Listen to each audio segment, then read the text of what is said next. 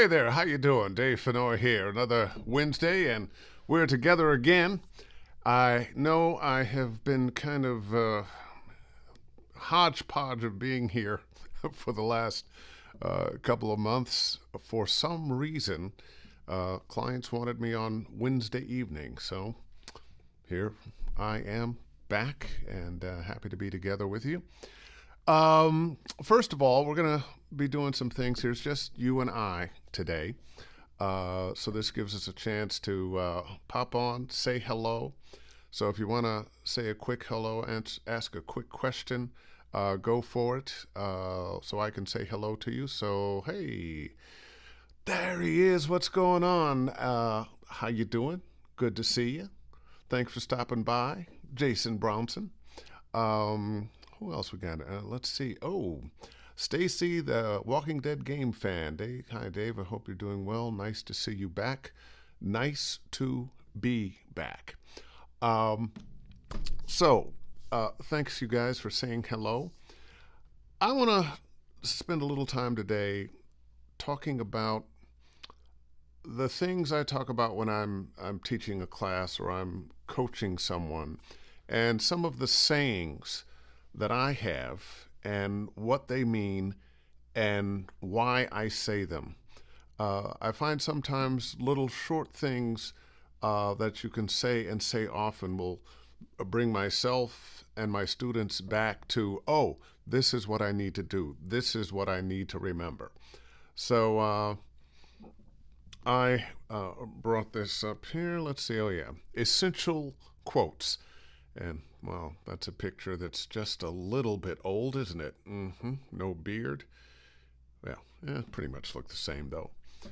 But we'll take some other questions while we're doing this. But I'm going to go through a few things that I say and then talk about it a little bit. First of all, I got to give credit to Mark Esdale. Mark is a director of video games from London, good friend of mine. We talk a lot, and one day, as we were chit-chatting, he said this to me: "Your mouth is the exhaust of the acting engine." What exactly does that mean? Well, it means it doesn't begin here. What comes out of your mouth often we're focused on because that's what we hear from actors we like, from voice actors we like. Oh, how did they say that line? And some lines become iconic, partially because cellulose and video, and we see our favorite actors say that line and heard that line numerous times. I'll be back. I don't know why that's the one that always pops into my head. And then we think, oh, this is the way to say that line. It's backwards. Everything happens before you open your mouth that brings you to how the words are supposed to come out. Just like in real life, if you're feeling a certain way, if you have a certain energy, if you're talking to a certain person, if you're confused, sure of yourself, whatever it is, when the words come out, you didn't plan on how to say them. They just came out based on how you felt. The same when you're an actor. You're playing a character who has a certain personality, certain worldview, and in whatever particular scene that is, this character is responding to something. So allow that response to be honest. Allow that response to be based on what the person's responding to, what they're thinking, what they're feeling, what they're doing, what the relationship is that they're talking with. And we're going to come back to a lot of that because this is the gist of acting in general and definitely voice acting. I have a definition of voiceover. Voiceover is translating the written word into the spoken word. And I say that because all too often we are trying to read the words perfectly. Voiceover is translating the written word into the spoken word. Ordinarily, although I'm a fairly articulate person, I don't speak that clearly, and neither does anybody else. So we don't want to make sure we are saying all the words. We want to make sure that we are translating what the writer wrote into human speech, and they're different. And by the way, if you have questions about the things that I'm talking about here, happy to have you pop in. Words are just the beginning. Especially when we're doing voiceover, we see words on a page or words on a screen, and it can be, we can focus too much on the words and not on what's behind the words. Now, already you can probably see that there's a line through all these things that I'm saying. Yes, the words have to be said, but it's what's behind the words that's important. Don't make the words precious. What do I mean by that? All too often we're being too careful, too precious with the words. Someone is saying something and we are trying to make it so precious. And we can lose the character, we can lose the actual meaning, we can be pulled out of our natural sense of disbelief, of going with the flow, of believing the character when we make the words too precious. Words are only important in that they give detail of thoughts and feelings. Now, especially you writers out there, don't be upset. Good writing is wonderful. Nothing better than having a well-written script. But whether it's character work, whether it's animation, whether you're a narrator, whether it's a commercial, whether you're narrating a book, the words are only important in that they give detail of the thoughts and feelings of the character. Okay, you're narrating a book. Yes, a lot of information. But especially playing characters, they're only important that we understand the thoughts and feelings of how you are saying it, how that character is feeling. You want to ask yourself some questions for every scene. Once you have done the big work, what's this project? Who is this character? What is their worldview? And now, individual scenes. And I promise you this works for commercials as well. You want to answer some questions for yourself. What is your character reacting to? If I said the line is, "It's 5 o'clock," what's your character reacting to? Somebody said, "Hey, what time is it?" He might have even said, or she might have even said to themselves, "What time is it? It's 5 o'clock." What is your character thinking? What is your character feeling? What is your character doing? And who is your character talking to, and what is that relationship? These are the questions you want to ask before you open your mouth with any script. Whether you're narrating, whether it's character work, whether it's promos, commercials. What just happened that the character is saying what they're saying? Once again, that gets to that same question. It's 5 o'clock. What might have been said? I don't believe you. Well, what might have been said? The person said something that you don't believe. Your body informs your voice. Often we're trying to do so much here when we can do a lot if we just move our bodies. Voiceover 101. If you want to sound like you're smiling, what do? Put a smile on your face. The physicality of the smile forces the smile in your voice. If you want to sound like you're a little more important, sit up a little bit straighter, and suddenly you'll have that. If you want to sound like you're a little more relaxed, just let your body slump a bit. You're reaching for something, reach for it. And there it is. Your body will help you make the sounds that you want to make. Punctuation is suggested. Too often, we're trying to pay attention to every comma, every period, whatever the punctuation there is. And often the writers trying to help you will get the dot, dot, dots, will get the parentheses. And I'm not saying that we ignore it, but we have to understand sometimes that things like commas are for meaning, because if we don't have the comma in the sentence and we say, let's have grandma for dinner, we're cannibals. So the comma's got to be in there, but do you know where you put it? Let's have grandma for dinner. Hello, Bob. Hello, comma, Bob is how it's written, but we pay no attention to it. And conversely, just because there's not a comma in a long sentence doesn't mean that you can't put a pause in there. We're talking about people who are talking, not reading. Read the phrases, not the words. All too often, we are looking at word to word to word to word. And what we really need to do is read the phrases. So if I'm reading word to word of that, read the phrases, not the words. As opposed to reading the phrases, read the phrases, not the words. Which do you believe more? You know, I'm going to take a little bit of break here on that because I see a couple people have popped in. Welcome back from Seeing Family. I'm eager for your next voice acting class. You and Dane Reed were cracking me up.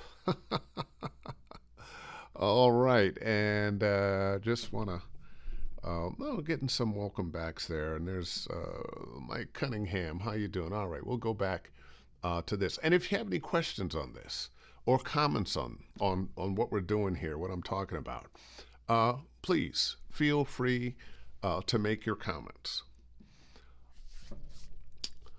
The words are only there to remind you of what you're saying. We need to be familiar with the words. We're not reading the words. We want to get to a point in the knowledge, in the comfort of what we're saying with the script, that we're not really reading them. We're being reminded of what we're saying. I know a lot of times, especially in video games, we have very short lines. I'll come back when I finish doing what I'm doing. Say that's the line. Well, if I'm reading it, I'll come back when I'm finished doing what I'm doing. That's not going to sell the character. But if I've read it a few times and I know what I'm saying, even though I haven't memorized it, and I start, well, I'll come back when I'm finished doing what I'm doing. Much more natural, because I'm familiar with what I'm about to say. And one of the best things we can do is become familiar with our scripts. I know so many of us are very proud of our sight reading skills, and we should have them. That's good. But if you start reading a paragraph, you don't know what you're reading until you've read it. And you're much more likely to make it ready and give it a song that is not genuine when you're reading copy that you're not familiar with. So, I have a thing I call the 3 and 3. Read that script 3 times in your head, then 3 times mouthing the words before you record. So pretend you can hear what I'm saying in my head. Read the script 3 times in your head, then 3 times mouthing the words before you record. And once you've done that 3 times, you were hearing what was in my head, and now mouth it. Read the script 3 times in your head, then 3 times mouthing the words before you record. Now, by the time you're ready to record, the words are there to remind you of what you're saying, which was a card we had just a little bit ago. I promise you, familiarizing yourself with the script as much as you can, and especially when we audition, because that is your best chance, as a matter of fact, your only chance to book a project. The more familiar you are with what you're saying, the more the words are naturally coming out of your mouth, as opposed to the reading or that thing that sometimes you do. Okay, there's that word that I wasn't quite sure of, that name that I wasn't quite sure how to pronounce. I've said it a couple of times, and you start and you're reading and you slow down just enough to get that thing right, and then you pronounced it right, and you get a little smile in the back of your head. Oh yeah, I got it right, and you finish up. I promise you, I can hear it as a coach. Casting directors can hear it when you're out of character, when you've left the script to find out how you're going to say it, when it's no longer this natural thing that's happening. Be familiar with the script so the words can roll out of your mouth.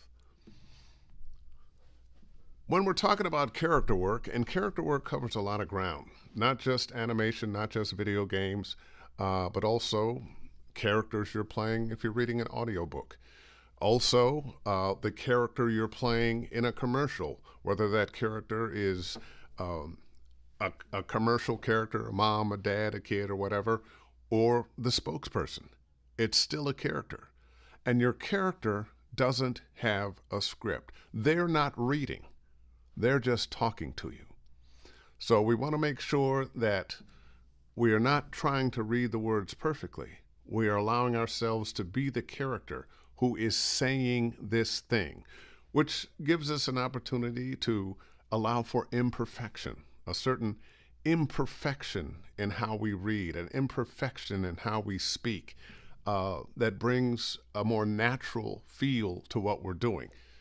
As if I had just said the things I said and there weren't the pauses where I was finding my thoughts. If I just blah, blah, blah, blah, blah, blah, blah, blah, blah, blah, blah, blah, blah, blah, blah, blah, it wouldn't be real.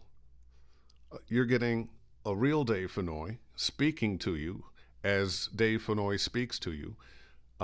Sometimes we don't know exactly what we're going to say after the first thing we said. And you want to allow for that. I call it fresh thought. We've all been in that situation. You're having a talk with somebody you care about, somebody you're intimate with, your boss, your girl, your guy, and you said something. And the look in that person's eye tells you, oh, I need to explain that a little bit more. We've all been there.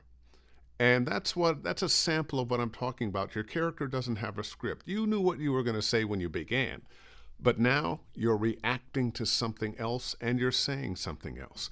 Allow for that in your character work. Allow for that when you're the spokesperson in a commercial. You said something, maybe you're interacting with other people in the commercial. Allow for that. Allow for yourself to have to react to something else, as opposed to, I just know it. I'm going to stop again a little bit. Let's, got a couple comments here. Trakina White, hi Dave, you're dropping gems as usual. I was hoping to see you at One Voice, hoping you and yours are well. I had a talk with J.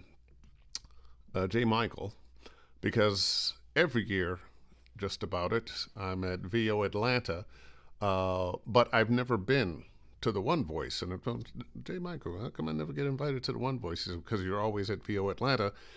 And they're trying to not have the same people at VO Atlanta as they have at One Voice and vice versa. So it kind of makes sense. But I'm going to still see if I can get down to One Voice at least one time. Let's see. Michael Glover. I voice a character that I'm familiar with. I take his voice and attitude from an uncle I knew all my life. To do the voice is natural for me now. And now, have you written all this down, or are you doing this voice from the top of your head? Because a lot of times you've kind of written some notes, and I think it is probably that cartoon character that you do. And we know, when we know a character like that, I have a character, was one of my dad's buddies. Name was Roscoe. Roscoe liked to drink whiskey and talk a lot of shit. And young David, come here, boy, let me talk to you. That was him. And so often, the people in our lives, friends, relatives, um, politicians on television, can help us round out our character group, the kinds of characters that we begin to play. Uh, if you've got kids, and your kids are those kids that are uh, imitating people on television, imitating their friends, their family, encourage that. Don't tell them to stop. That could be a great career. Let's see, who else is here? Play the voice. Real kids voiceover family. My kid, who was the worst reader, turned out to be the best actor. My best reader struggled to not sound like a reader. You know, the thing they do in school with reading, I think hurts us, especially if later on in life we decide to go into acting and becoming a voiceover actor. Because what we learn to do is make sure that we are reading each and every word and everyone understands exactly what we are saying, and that's how we learn to read. And all too often, especially we're trying to do a voiceover career, we bring that into our voiceover career, and then it takes a long time to get rid of it. Or worse, we bring an unnatural song to the words we're saying. We haven't learned how to be ourselves with somebody else's words. It's not an easy thing to do, which is why you have to train, which is why very few people are going to be able to just, yeah, I want to do voiceover. Oh, I'm doing it now. Oh, and I've got a wonderful career. No, it takes time. It takes a lot of time. You have to learn how to translate that written word into the spoken word. And a little bonus thing. There's an exercise I often ask students to do when they're trying to find out their voice, their signature voice. And sometimes I do a lot of different voices, but we have a signature voice. This is pretty much my signature voice. This is me. This is me being very earnest and truthful. But often we don't know what our signature voice is because we haven't listened to it. So I will suggest a couple of things. One, we've got these wonderful phones right now that have recorders built in. When you're on the phone with somebody, turn the recorder on. You don't even have to get both sides. Just listen to what you sound like in your natural habitat in a lot of different situations. If you're arguing with your beloved, record that. Don't let them know you're recording it. If you're talking with a salesperson on the phone, record what you sound like. A lot of different, if the boys are over, your girls are over, you're doing whatever you're doing, football season starting, you're watching football, or a favorite TV show, or just having conversation about whatever, turn that on and record yourself. What do you sound like when you are just being you? And now, just like you were copying Morgan Freeman or what other actor you were copying for voiceover to get their cadence down, now you get to learn what your real cadence is. I liken voiceover in many ways to being a musician. I was a musician for a long time in another life. It was how I made my career for many years.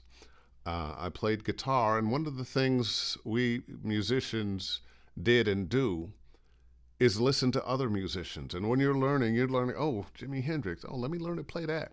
Oh, Joe Pass, let me learn to play that. Oh, Al Di Meola, let me learn to play that. So we're learning all these other people's styles, but sooner or later, you have to form it into your own style. And that is what I'm saying about listening to your favorite actors and imitating them. It's great. Learn their phrasing, so forth and so on, but learn yours. Learn yours. Find out who you are, because the you in you is your secret sauce. It's the thing that nobody else has. Let's see, we got another one here. Yeah, if thoughts, questions, please pop them up. Back to my PDF. What do we have? Oh, take the words off the page. Once again, this is a way of not being ready. When I say take the words off the page, what I mean is sometimes when we're reading, we're focused too much on reading the words, on looking at the words, and our focus is at the words instead of that person beyond that we might be talking about. So be careful of your focus. Take the words off the page. I wasn't talking to you then. I was reading the words. My focus was there. Take the words off the page. Now I'm focused on you. Especially with character work, find or create the micro thoughts and attitudes that color the character's dialogue. And what I'm talking about here is looking beyond exactly what the words are saying. One, you want to understand what's happening at this particular moment in time with this particular character. And once again, this can go over into narration, audiobooks, commercial and character work within commercials, animation, and video games. This runs the gamut. Beyond just what the character is saying, what are they thinking? What are they feeling? What's behind their words? Play that. Play that. And you'll be much more real.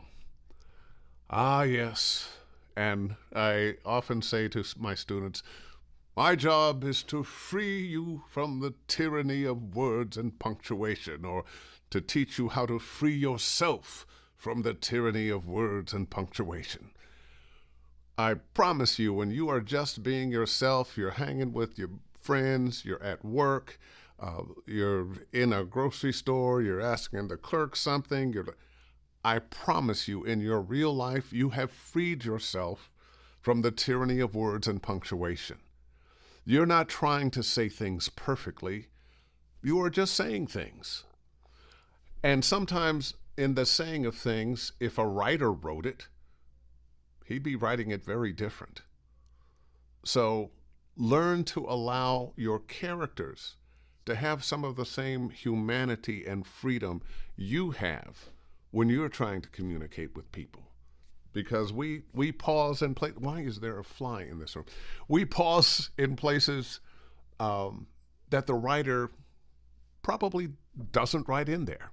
They try to help sometimes, but there's no way that they can bring everything we as human beings bring to the table.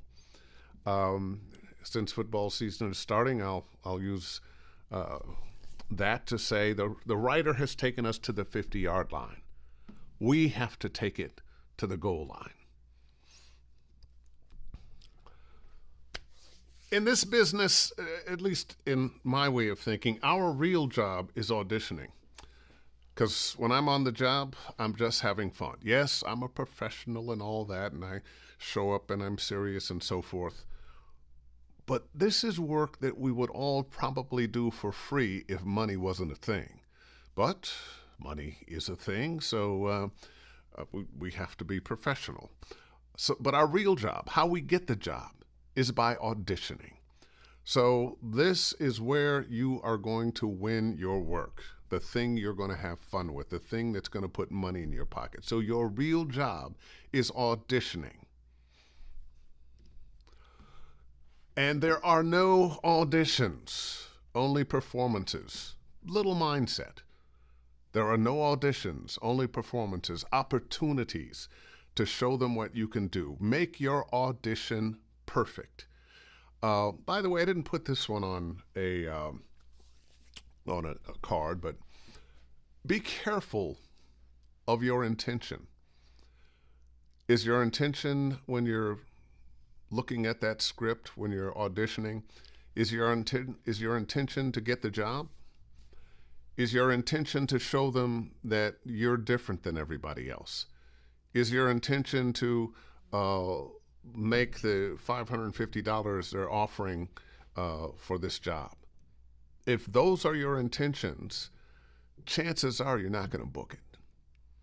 Your intention should be to play this character, whatever it is, commercial, video game, animation, narrate. Play this character believably, honestly, truthfully. That's how you're going to book the work. All those other things, they're byproducts. They're byproducts. When listening to your audition, the question you should be asking yourself is, do I believe this performance? Not, hey, do I sound good? No. Do you believe the performance? If you were listening to this performance as somebody else, would you believe it?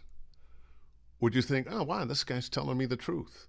Or, oh, I know this character. I got an uncle just like that. Or, that's what you want to hear. Oh, I believe it. Not does it sound good. All right. And just because your audition is great doesn't mean you're going to book the job. There are so many reasons that you're going to book a job or not book a job. And sometimes we get very frustrated that, gee, I thought I did a great job in that. And you very well may have.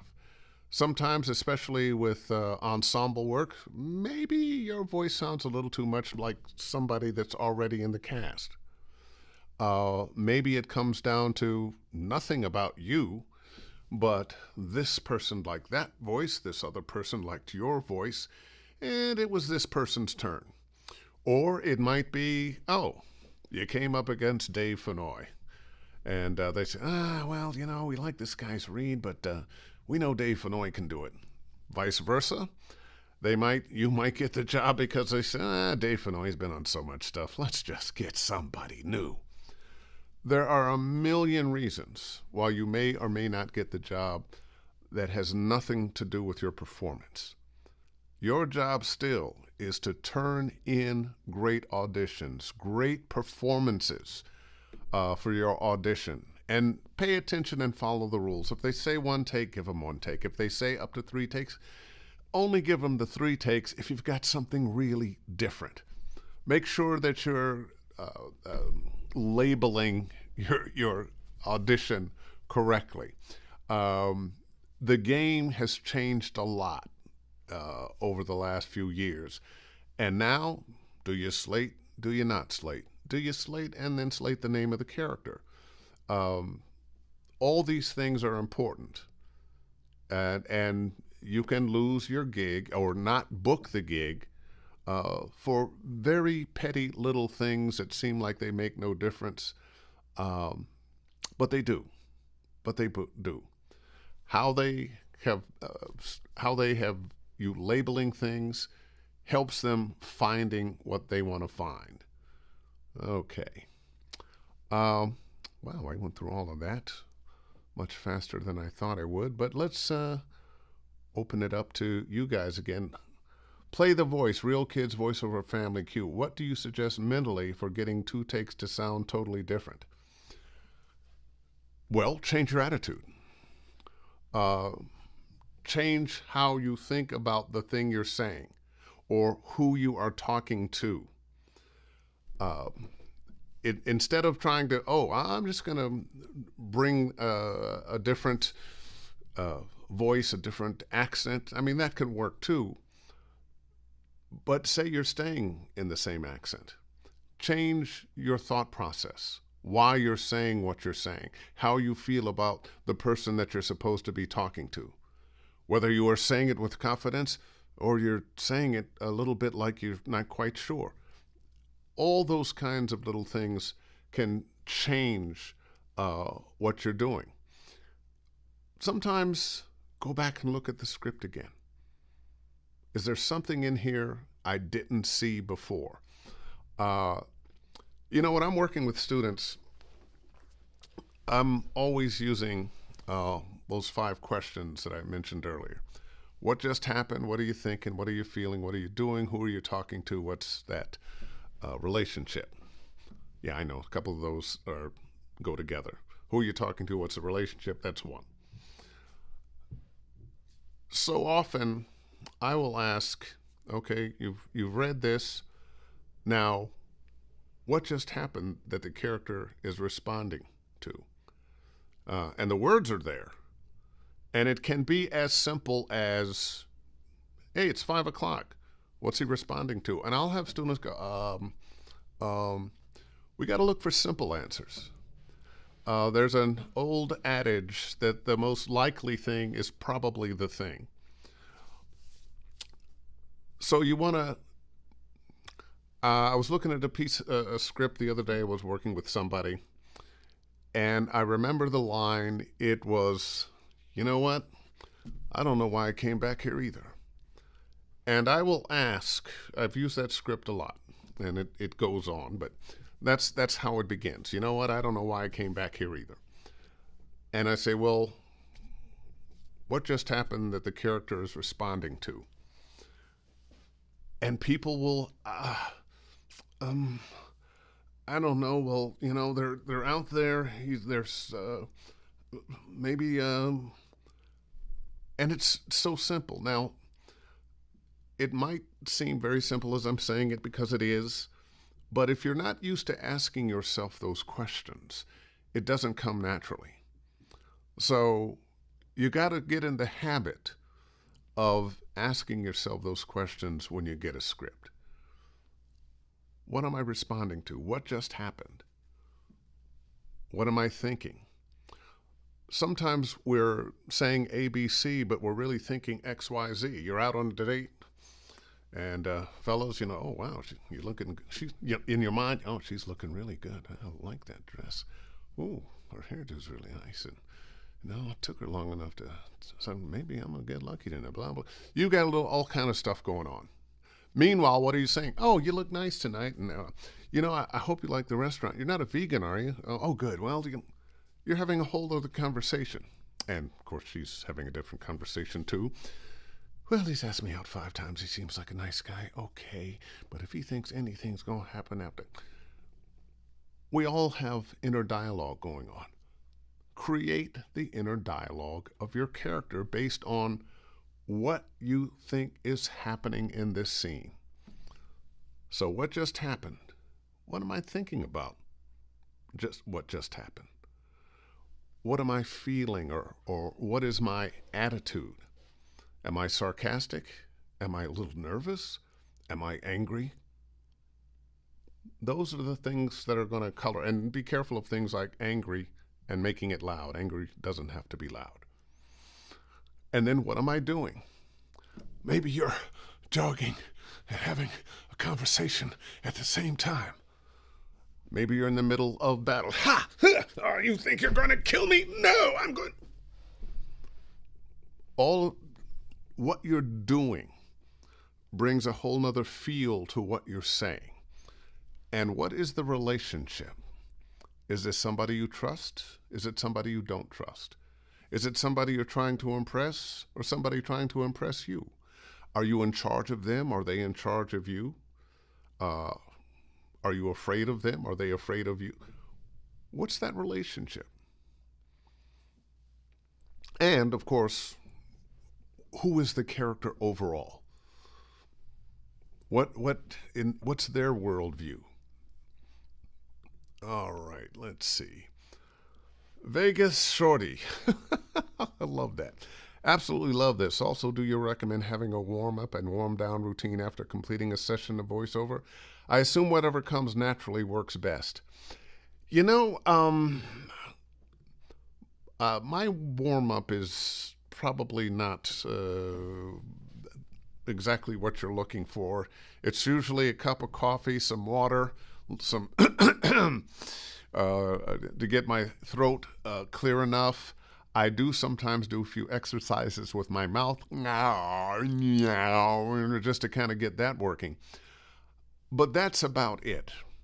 On one hand, yes, I want my voice to be healthy and strong, but I have learned not to try to live in the beautiful part of my voice, because often if your voice is too beautiful, it's not believable.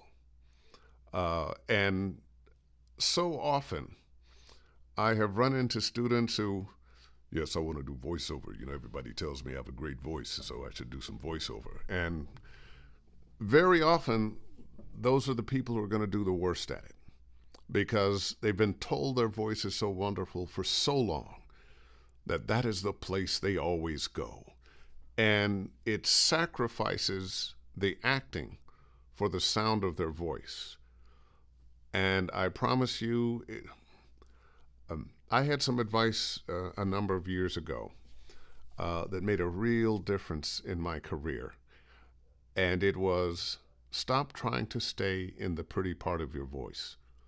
It's there. It's going to be there. It's going to show up. Stop trying to stay there. And that piece of advice made all the difference in the world. And once again, I'm going to refer back to recording yourself in a lot of different situations. You will discover sometimes you're in the pretty part of your voice, and sometimes you're in all these other areas of your voice that show off so many other thoughts, emotions, feelings that you have not been utilizing in your work, that you can utilize. Let's see.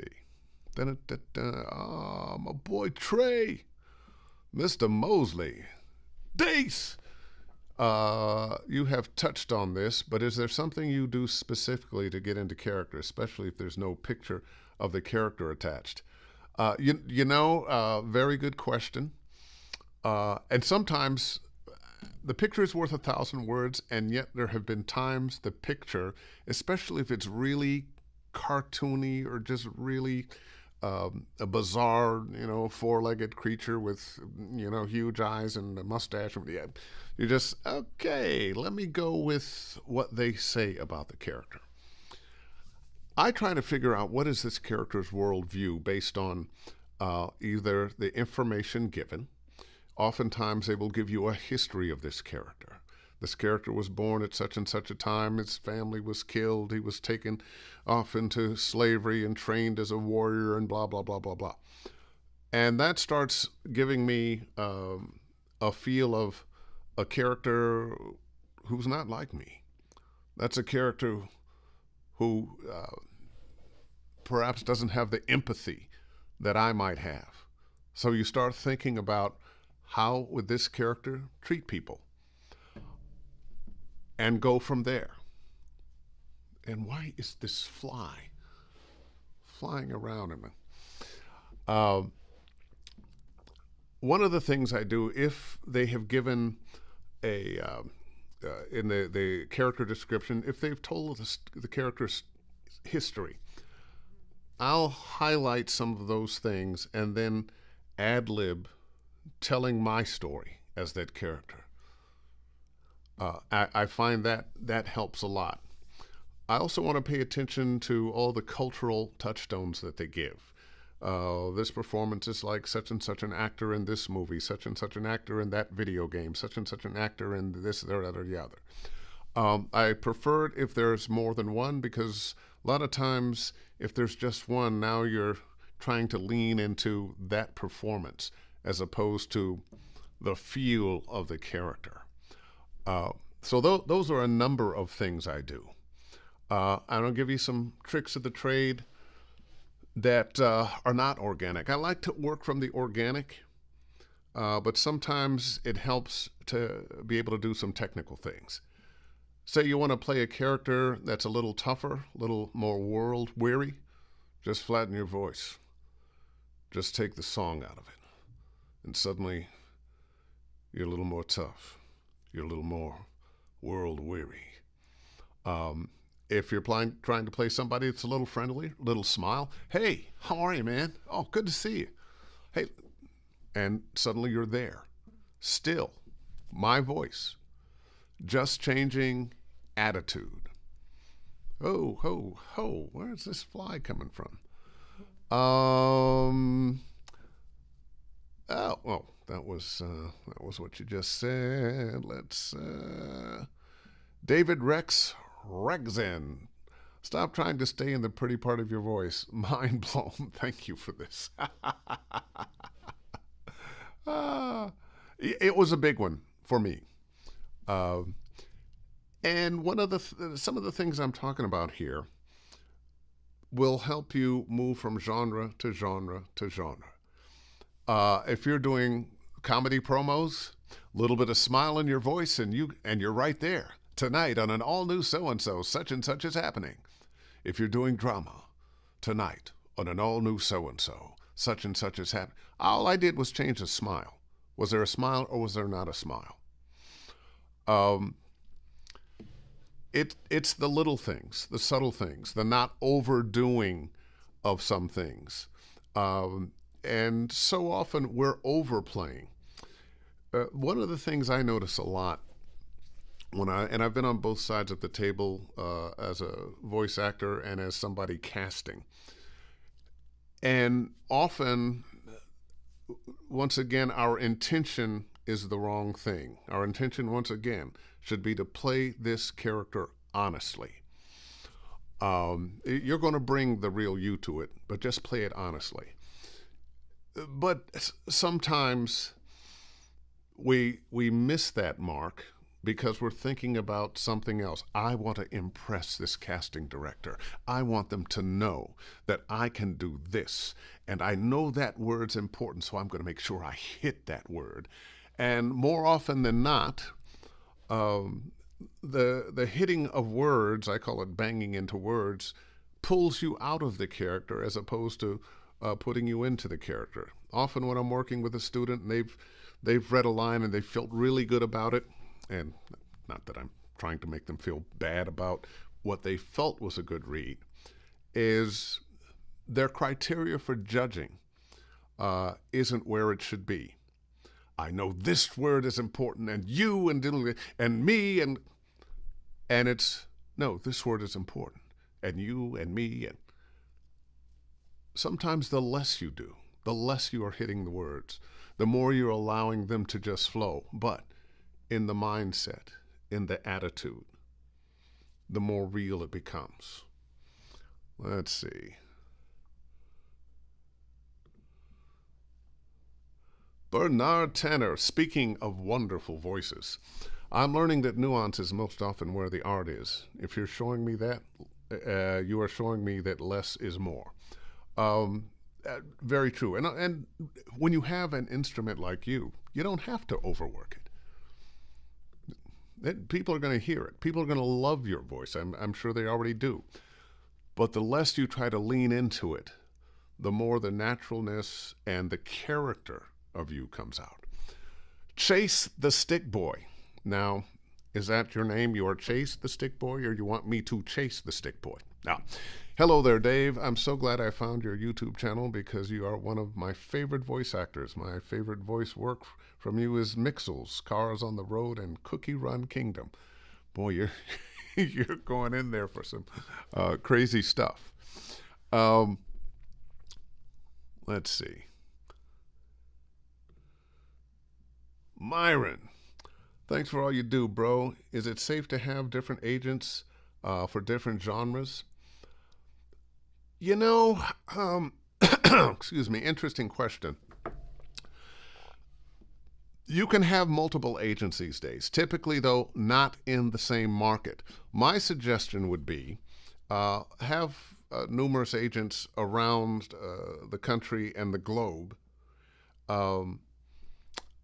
but not in the same town. What you want to have is an agent that covers all the things you're interested in. I spent a few years with an agent, loved him, great agent, but ultimately it was the wrong agent for me. I still love the guy. We're still close. But that agency got a lot of work for big promo voices. And I've been one of the big promo voices. So I felt good about that. But when I left that agency after a few years and went to my current agency, I did more animation and video game work in the first year I was there than I had auditioned for when I was at the former agency. So you want to get the right agency. One of the things we do sometimes, especially in the beginning, we are so glad to finally have I got an agent. Oh, you signed me, you signed me. Now I'm not going to say anything to him because I don't want to mess him up and be a nuisance. No, one, you want to communicate with your agent, not every day, not every week, but you want to communicate with them and let them know the areas you want to work in. And also do your homework before you approach an agency and find out, what do they do? What kind of auditions are they getting? Because not everybody covers the whole gamut of voiceover work.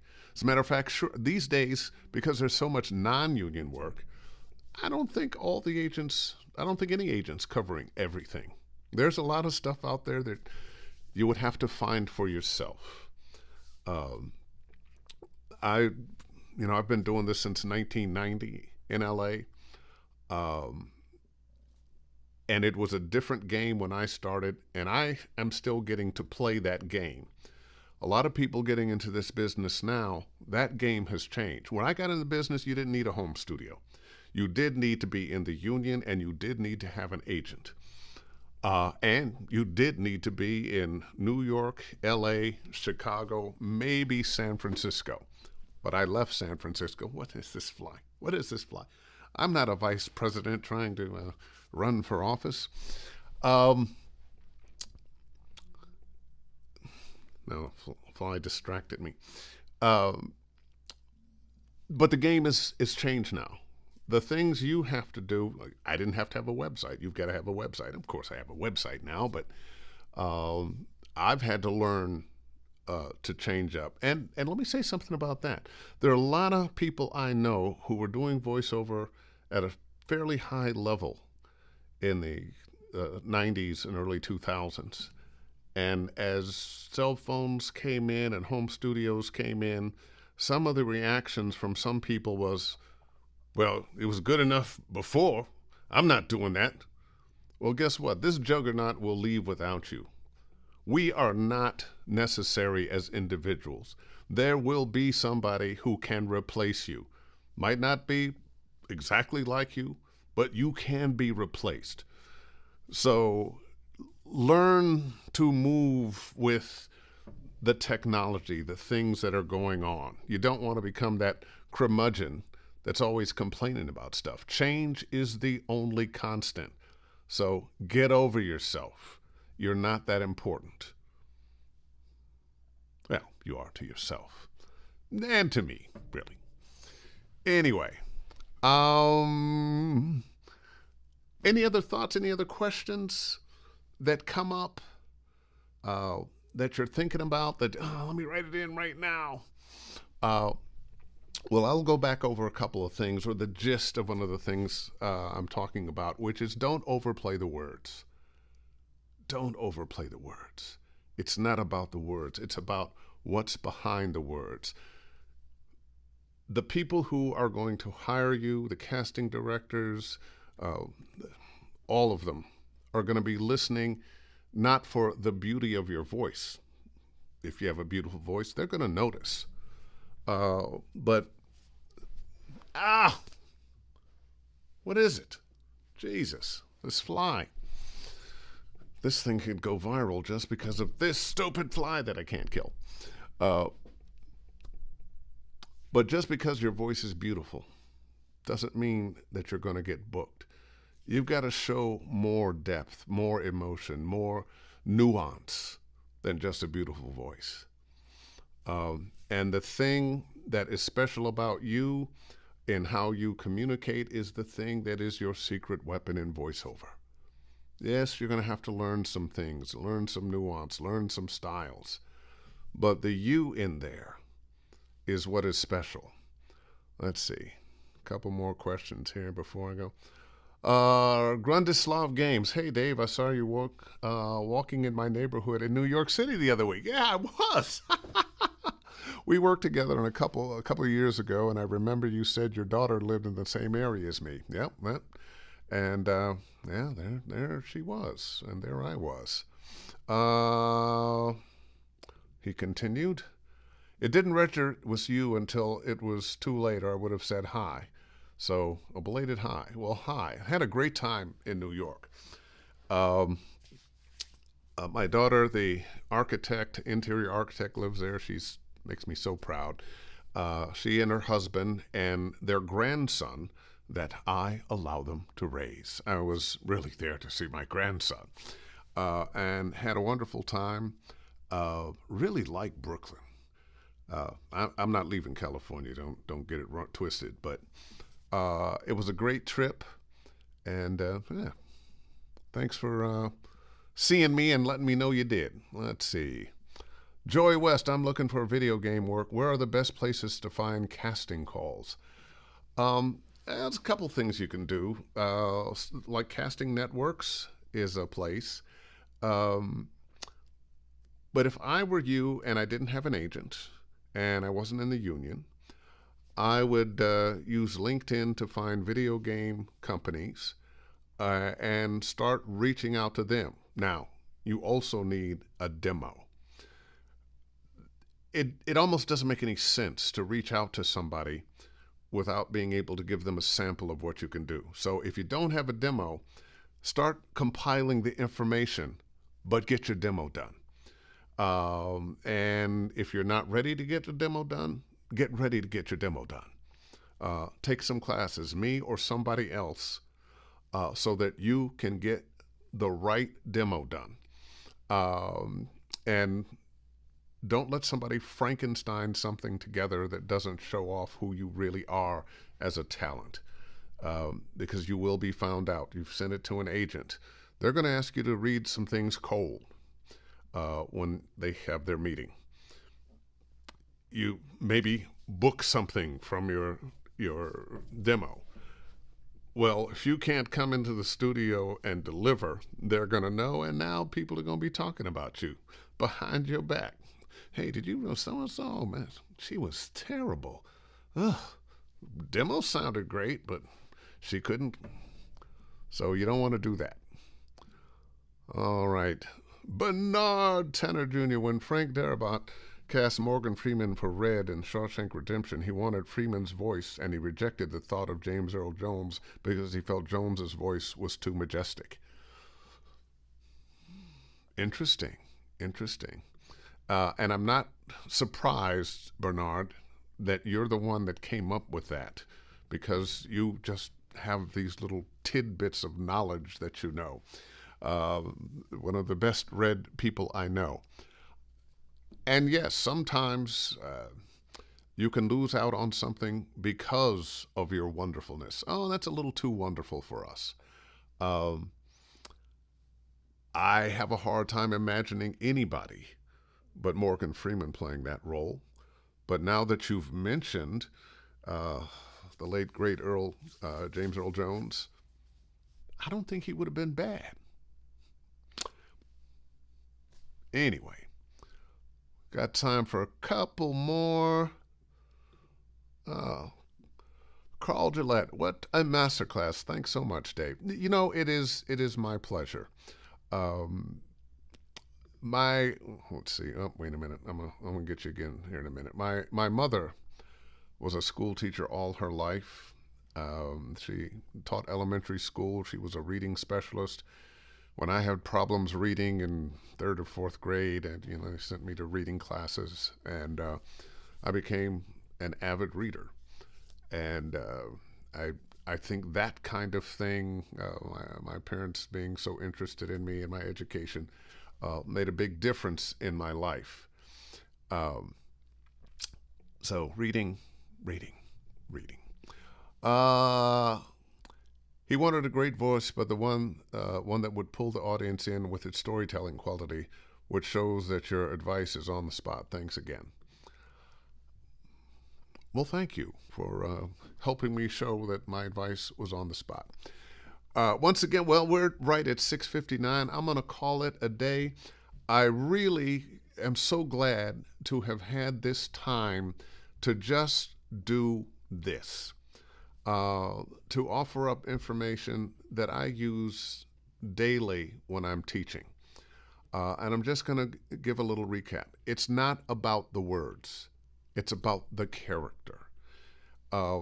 Familiarize yourself with the script so that you're not trying to see the words and read the words, because that pulls you out of the character. Uh, ask yourself those 5 questions. What am I responding to? What just happened or what was just said? What am I thinking beyond what I'm saying, which may be in conflict? I'm saying, oh, you look so beautiful. And meanwhile, I'm thinking, ooh, she's ugly. What am I feeling? What's my attitude? Am I so happy to be here? Or am I, oh, hi, how are you? Nice to meet you. I'm a little, what's that attitude? That's what we're playing. What am I doing? Am I typing something here and I'm trying to get it done? And, oh, listen, I can't be bothered right now. Play the scene, play the action of the character.